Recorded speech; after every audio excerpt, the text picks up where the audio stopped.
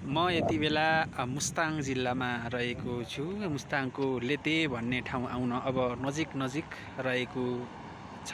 यो ठाउँबाट त्यहाँ देख्न सक्नुहुनेछ हिमालहरू र यता पनि हिमाल रहेको छ। हामी आएको बाटो चाहिँ यताबाट हो र यताबाट आएको छ। यो हिमाल छ। अब हामी यो हिमाल कटेर यताबाट जाँदैछौँ।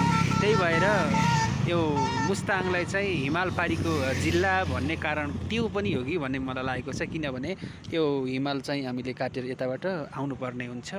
अनि यो हिमालभन्दा यतापट्टिको भाग चाहिँ के अरे त्यो मुस्ताङ रहेको छ। त्यसकारण चाहिँ यसलाई हिमालपारीको जिल्ला भनेर चाहिँ भनिएको हुनसक्छ। माथि देख्नुहुन्छ हिउँ रहेको छ। हिउँमा घाम लागेको छ र घाम लागेर चाहिँ हिउँ टल्किएको छ। अहिले चाहिँ सायद हिउँ नै परेको छ होला, माथितिर पर्दै पनि छ होला।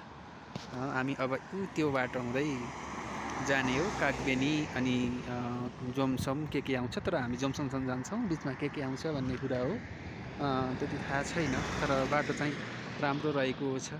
यति माथि ठाउँमा पनि यो ठाउँमा पनि यति उचाइ माथि पनि यस्तो बाटो हुनु भनेको चाहिँ बाटो एकदम राम्रो भएको मान्न सकिन्छ।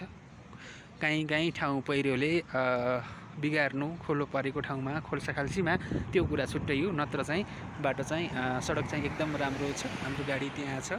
हामीले एकछिन रेस्ट गरिरहेका छौँ र गाडीलाई पनि रेस्ट दिएका छौँ। तपाईँले देख्न सक्नुहुन्छ गाडी पनि बाक्लै मात्रामा चाहिँ आवत जावत गर्ने रहेछन्।